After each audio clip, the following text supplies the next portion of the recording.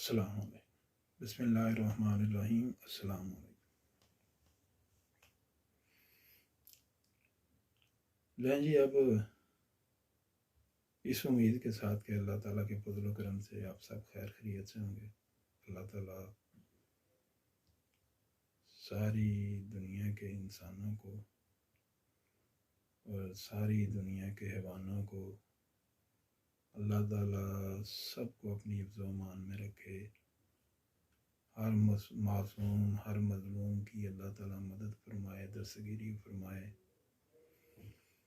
ہر ایک کی حاجات اللہ تعالیٰ جائز حاجات کو پورا فرمائے۔ مالک مہربانی کرے ہر پہ۔ زندگی نے گزر ہی جانا ہے، زندگی اگر عزت کے ساتھ اللہ گزار دے تو اس کی بڑی مہربانی۔ پچھلی 2 ویڈیوز میں نے یہ ذکر کیا تھا کہ کیسے حضرت شاہ دولہ رحمۃ اللہ علیہ کی زندگی پر، سوان حیات پر ایک کتاب میں نے پڑھی۔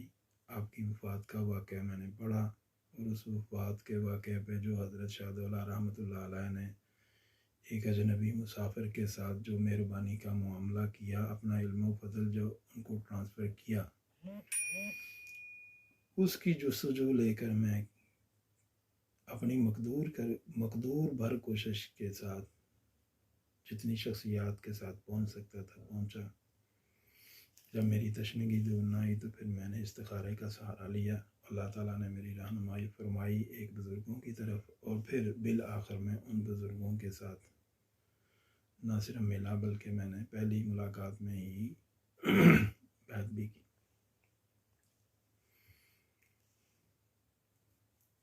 میں نے ابھی تک ان بزرگوں کا نام نہیں بتایا۔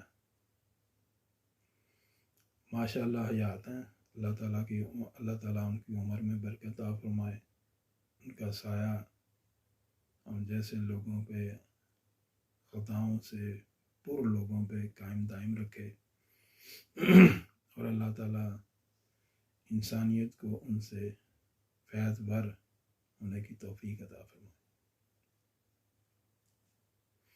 نام میں نے اس لیے نہیں بتایا ابھی تک کہ لوگ یہ کہیں گے کہ میں ان کی مشہوری کر رہا ہوں۔ ایسی بات نہیں بھائی، اپنے نصیب کی بات ہے۔ جو مجھ سے پوچھیں گے انشاءاللہ میں ان کو ضرور بتاؤں گا، اور جو پوچھیں گے وہ بتاؤں گا، اس نیت کے ساتھ کہ جس طرح اللہ تعالیٰ نے میری بہت سی الجھنیں ظاہری باطنی دور کی ہیں، اللہ تعالیٰ سب کی کرے، اور جس کے جو نصیب میں ہے اسے ملنا چاہیے۔ اگر میرے واسطے سے، میرے ذریعے سے ملتا ہے، کہ میرے بتانے سے ملتا ہے تو ملنا چاہیے۔ یہ خیر کا جذبہ ہے، ادروائز میرا اور کوئی مقصد نہیں۔ اس وجہ سے میں ان کا نام نہیں لے رہا، کہ جو پوچھے گا انشاءاللہ اس کو ضرور بتاؤں گا۔ تو میں یہ عرض کر رہا تھا کہ میں ان سے بیعت ہوں، تو انہوں نے کہا کہ مجھ سے رابطے کے یہ طریقے ہیں، یہ میرا موبائل فون ہے، یہ میرا ای میل ہے، یہ میرا پوسٹل ایڈریس ہے، اور چوتھا طریقہ انہوں نے کہا تھا کہ میں قلبی طریقے سے جواب دیتا ہوں، اور جواب جس کو ملتا ہے اس کو پتہ چل جاتا ہے کہ میرے سوال کا یہ جواب ہے۔ تو میں دوبارہ اپنی نوکری پہ، اپنے جاب کے سلسلے میں لاہور میں تھا، تو میں نے ایک خط ان کو ارسال کیا۔ اس خط میں میں نے اپنا یہ سوال جو حضرت شاہ دولہ رحمۃ اللہ علیہ رہا تھا، یہ خط میں لکھ کے میں نے بھیج دیا۔ 2-3 روز کے بعد میں اپنے گھر گجرانوالہ آیا۔ رات کو میں سویا ہوا تھا، تو سوئے ہوئے رات کے کسی پہرا مجھے یاد نہیں، مجھے ایسا محسوس ہوا کہ جیسے چارپائی پہ میرے ساتھ آ کے کوئی بیٹھا ہے۔ میں کہا ہو سکتا ہے کوئی بچہ اٹھ کے چھوٹا، کیونکہ میرے بچے چھوٹے چھوٹے تھے، وہ آ کے میرے پاس بیٹھا ہے۔ میں نے آنکھ کھول کے دیکھا تو میں نے دیکھا کہ وہ جو بزرگ تھے جن سے میں بیعت ہوا، میرے پیر و مرشد، وہ چارپائی پہ میرے پاس بیٹھے ہوئے ہیں۔ تو تو میں خوفزدہ نہیں ہوا. سب سے بڑی بات یہ ہے کہ بندہ ایسے ایک عجیب واقعہ ہو تو بندہ پریشان ہو جاتا ہے، اور خصوصاً رات کی تنہائی میں. تو میں بالکل خوفزدہ ہوں. تو میں نے دیکھا کہ وہ میرے پاس نہ صرف بیٹھے ہوئے ہیں بلکہ میرے چہرے کی طرف ان کا چہرہ مبارک جھکا ہوا ہے، اور اپنا وہ ایک ہاتھ جو ہے دایاں ہاتھ وہ میری چھاتی پہ ایسے پھیر رہے ہیں، اور ساتھ ساتھ نا کہہ رہے ہیں اللہ اللہ اللہ. تو میں نے اپنے دونوں ہاتھ ان کے ہاتھ مبارک پہ رکھ لیے، سوئے سوئے لیٹے لیٹے، اور میں ان کے نا چہرے مبارک کی طرف دیکھ رہا ہوں آنکھوں سے. تو وہ مجھے بڑی آہستگی سے اپنے لبوں پہ ایسی انگلی رکھ کے کہتے ہیں کہ یعنی کہ بولنا نہیں. میں خاموش رہا ہوں، لیکن میں نا آہستہ آہستہ لبوں ہی لبوں میں کہہ رہا ہوں سبحان اللہ سبحان اللہ، اور ساتھ میں ان کی طرف دیکھ رہا ہوں. تھوڑی دیر وہ میری طرف مسکراتے ہوئے دیکھتے رہے ہیں، پھر میری آنکھوں کے جاگتی آنکھوں کے سامنے وہ ایسے دروازے سے باہر نکلے ہیں اور غائب ہو گئے.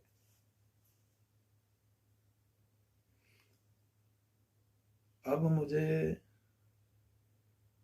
میرے وہ حضرت شاہ دولہ سرکار رحمۃ اللہ علیہ کے وفات والے واقعے سے جو سوال میرے ذہن میں پیدا ہوا تھا، اس کی مکمل تسکین میرے دل میں داخل ہو چکی تھی کہ جو بندہ مطلب میرے اور ان کے شہر کے درمیان بھی سینکڑوں میل کا فاصلہ ہے، اور مجھے یہ بھی نہیں پتا کہ وہ اس وقت ملک میں ہیں یا بیرون ملک ہیں. دروازے بند ہیں، اور ایک شخصیت جناب میرے کمرے کے اندر داخل ہوئی اور میرے ساتھ یہ معاملہ کیا اور پھر واپس بھی چلی گئی. تو اس کا مطلب یہ ہوا کہ یہ ہر وہ کام کر سکتے ہیں جیسا کہ وہ ایک کام میں ہوتا دیکھنا چاہتا تھا. میرا ایمان یقین بڑھ گیا کہ اللہ تعالیٰ کے فضل و کرم سے شخصیات موجود ہیں، علم و فضل بھی موجود ہے، حضور صلی اللہ علیہ وسلم کی صحابہ اکرام کی اہل بیت کی وراثت بھی موجود ہے. پریشانی والی کوئی بات نہیں. ضرورت تلاش کی، جستجو کی ہے. جو جتنی جستجو تلاش اور لگن کا اظہار کرے گا اللہ تعالیٰ اسے انشاءاللہ تعالیٰ ان شخصیات تک پہنچائے گا بھی، اور جو کسی کے نصیب میں ہوگا وہ اسے عطا بھی فرمائے گا. تو اس طرح میرا سلسلہ پھر 2002 سے اب تک چلا آ رہا ہے. اتنے سال ہو چکے ہیں، تقریباً 22-23 سال ہو چکے ہیں. الحمدللہ اگر کوئی کمی کوتاہی ہے تو وہ میرے اندر ہے. اگر میں کسی چیز پہ عمل کر کے اس کا ثمر نہیں حاصل کر سکا تو وہ ساری میری کوتاہی ہے. حضرت کی، میرے پیر و مرشد کی کوئی کوتاہی نہیں، کامل ہے، عطا فرماتے ہیں اور بے انتہا عطا فرماتے ہیں. اچھا، اس واقعے کے بعد پھر میں نا اس جستجو میں لگ گیا کہ اب جو میرے پیر و مرشد ہیں ان سے ملنا، تو کیونکہ مصروفہ بڑے آدمی، ہر بڑا جتنا بڑا آدمی ہوتا ہے اتنا مصروف ہوتا ہے. تو وہ بہت بڑے انسان تھے اور ہیں، تو ان کے ساتھ روز بروز ملاقات نہیں. لیکن میں کوشش کر کے نا جدھر بھی وہ ہوتے تھے، جدھر مجھے پتہ چلتا تھا کہ اب سرکار ادھر ہیں تو میں پہنچ جاتا تھا، چاہے جتنا مرضی سفر کرنا پڑا، جتنا مرضی کٹھنائیاں برداشت کرنی پڑیں، میں چلا جاتا تھا اور مکمل مطلب فیضیاب ہونے کی کوشش اپنی کرتا تھا. پھر میں نے یہ سوچا کہ کوئی ایسی شخصیت تلاش کرنی چاہیے کہ جو ان کی فیض یاب ہو اور ہمارے شہر میں ہو. تو چلو، اپنے شہر میں تو بندہ پھر روزانہ بھی مل سکتا ہے، جب چاہے مل سکتا ہے. تو مجھے پتہ چلا کہ اس شہر میں بھی ان کے ایک خلیفہ بھی موجود ہیں اور ایک ان کے وہ پرانے مرید ہیں وہ بھی موجود ہیں. اب میں دونوں کا نام پھر نہیں بتا رہا اس وجہ سے کہ جس کو طلب ہوگی وہ پوچھے گا تو انشاءاللہ بتائیں گے، ضرور بتائیں گے. مطلب میرا بتانے میں نقصان کوئی نہیں، فائدہ ہی فائدہ ہے. نیکی کی راہ پہ جو چلے گا، جو اپنی دریافت اور اللہ کی معرفت حاصل کرنے کے لیے اور نبی کریم صلی اللہ علیہ وسلم کی معرفت حاصل کرنے کے لیے جو جتنا چلے گا تو نیکی کا کام ہے. اس میں مجھے تو گھر بیٹھے نیکیاں ملیں گی. لیکن نام اس لیے نہیں بتا رہا کہ کوئی یہ نہ کہے کہ پبلسٹی کر رہا ہے. پبلسٹی نہیں.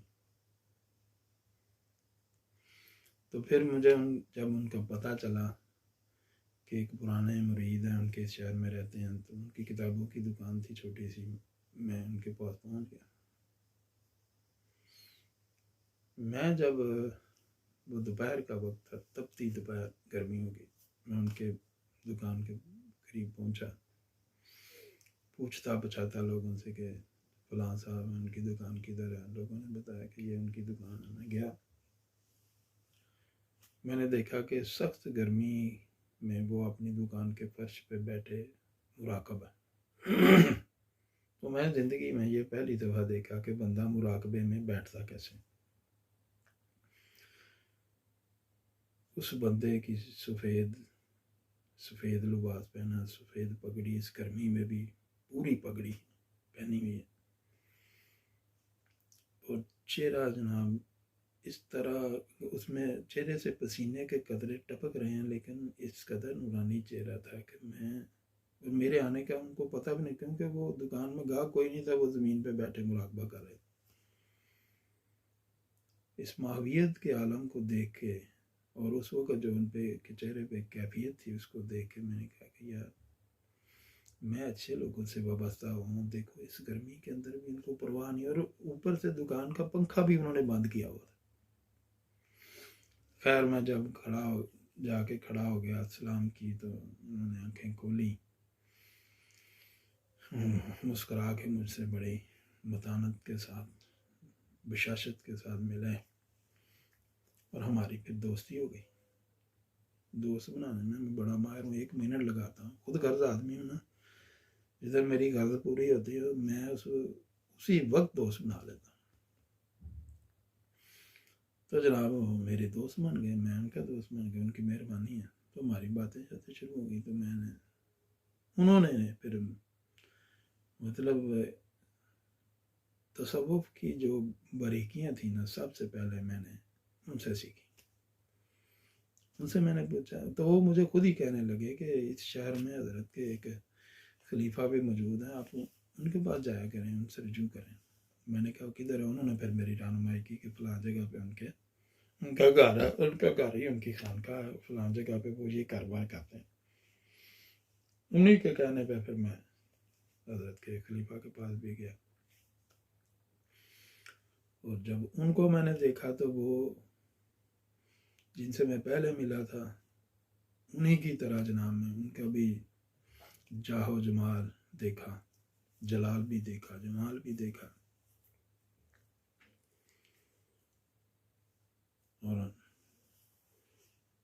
اپنے عمل میں ان کو بڑا مستقل مزاج پایا. اور جب مجھے نظر آیا کہ میری غرض ادھر سے بھی پوری ہوگی تو بہت بڑے خود قرض کی طرح فوری طور پر میں نے ان کے ساتھ بھی نیاز بندی کا سلسلہ قائم کر لیا. نیاز بندی پھر ایسے ہی شروع ہوئی کہ جیسے دوستی میں بندہ نہیں بدل جاتا، یہ ان کی مہربانی. بڑے لوگ اگر کسی چھوٹے بندے کمین کو اپنے چھاتی کے ساتھ لگا لیں تو یہ ان کی مہربانی ہوتی ہے. تو انہوں نے بڑی کرم نوازی کی، بڑی مہربانی کی. قربت کی اس سطح تک وہ لے گئے کہ صبح ہوتے ہی سب سے پہلے مجھے ان کا فون آتا تھا، کدھر ہیں؟ میں کہتا جی میں اگر فارغ ہوں تو میں کہتا میں یہاں ہوں. تو وہ کہتے تھے آ جائیں، پھر آپ کا انتظار کر رہے ہیں. تو میں ان کے پاس چلا جاتا تھا.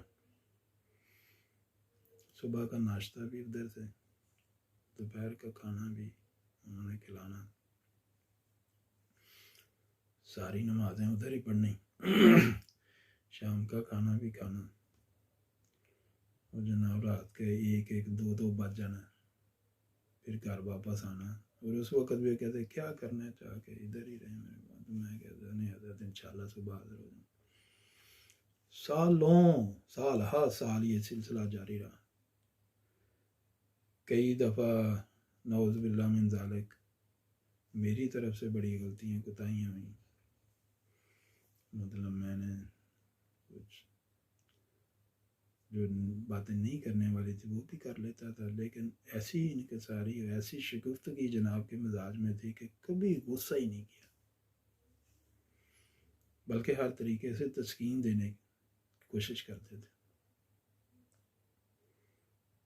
وہ کہتے ہیں لذت کام و دہن کا بندوبست وہ سب ادھر تھا ان کے بعد، سارا دن باتیں ہماری چلتی تھی، سارا دن سوال جواب، سارا دن کھانے مشروبات۔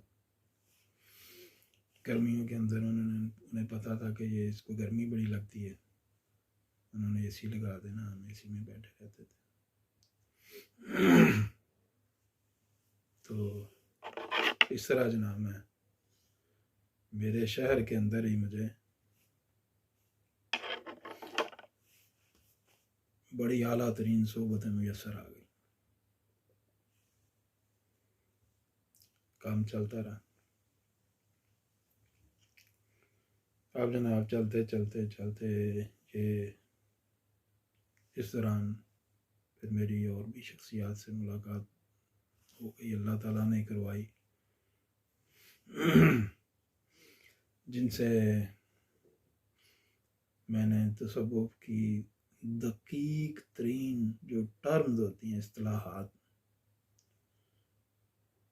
جن کا جواب مطلب میں اپنے طور پہ اخذ کر لیتا تھا، کتابوں سے کوئی پڑھا لیتا تھا، لیکن پھر بھی مجھے سمجھ نہیں آتی تھی ان دقیق ترین ٹرمز کی تفسیر و تشریح مجھے ایک بڑی اعلیٰ شخصیت سے حاصل ہوئی۔ ایک بار پھر میں ان کا نام نہیں بتا رہا، اسی لیے کہ لوگ کہیں نہ کہ آپ ان کی مشہوری کر رہے ہیں، تو شاید وہ بھی پسند نہ کریں کہ یوں میڈیا پہ ہمارا نام لیا جائے، کیونکہ یہ جتنے لوگ بھی مجھے ملے یہ سب چھپے ہوئے تھے۔ ایک حضرت کے سوا جن کی میں نے بات کی ہے وہ تو ظاہر ہے ساری دنیا میں نیشنلی اینڈ انٹرنیشنلی فیمس تھے، ان کے علاوہ جتنی شخصیت کا میں نام، وہ اپنا ایسے چھپے ہوئے لوگ تھے، ایسے مٹے ہوئے لوگ تھے کہ وہ اپنا نام لینا پسند ہی نہیں کرتے تھے۔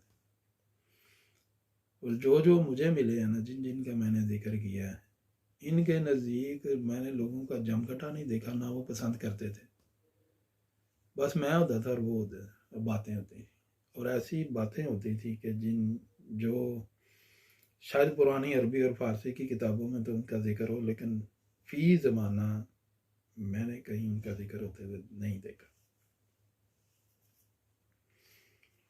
تو یہ جو تیسری شخصیت مجھے ملی جن سے میں نے دقیق ترین اصطلاحات کی تشریح چاہی اور مجھے ملی، ان کا نام بھی میں اسی لیے نہیں بتا رہا کہ وہ بھی چاہتے تھے کہ، اور اب بھی چاہتے ہیں کہ ہمیں نہ کوئی جانے نہ کوئی پہچانے، بس ایسے ہی یہ لوگ ایسے ہی ہوتے ہیں۔ اصل میں بات آپ کو بتاؤں، ان کی نا واقفیت خالق سے ہو چکی ہوتی ہے، تو یہ مخلوق سے پھر واسطہ رکھنا اچھا نہیں سمجھتے۔ ان کے دل میں کوئی ایسا بس گیا ہے کہ اب یہ کسی محفل کو نا سجانا نہیں چاہتے، یہ اپنے اندر کی کیفیت میں ہی خوش رہتے ہیں۔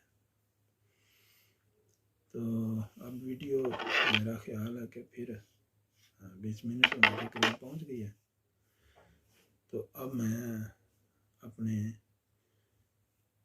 جو اگلی ویڈیو اس میں یہ بتاؤں گا کہ پھر مجھے اب 2022 کو میں بیعت ہوا، چلتے چلتے جناب 2023 13-14 آ گیا تو 13-14 کے درمیان مجھے ایک اور شخصیت ملی جن کے ساتھ جو باتیں ہوئیں وہ باتیں جو میرے اور ان کے درمیان ہوئیں وہ انشاءاللہ میں ایک ایک کر کے نا تھوڑا کر کے میں وہ آپ کو بتاؤں گا. لائف چینجنگ باتیں ہیں. اگر آپ نے سن لی تو انشاءاللہ مجھے پکا امید ہے کہ آپ بھی پھر نا کسی تنہائی والی جگہ میں بیٹھ کے خوش ہوا کریں گے کہ آپ کو جلوت کی جگہ نا خلوت بڑی اچھی لگنے لگے گی. انشاءاللہ وہ اگلی ویڈیو میں کریں گے. تب تک کے لیے آپ مجھے اجازت بھی دیں. آپ میرے لیے دعا کریں, میں آپ کے لیے دعا کرتا ہوں. دعائیں کرنا سنت ہے. ہم ایک دوسرے کے لیے دعائیں کریں گے, اللہ سے خیر مانگیں گے تو اللہ ہم سب کو خیر عطا فرمائے گا. تو اب اجازت دیں. اللہ حافظ. اگلی ویڈیو میں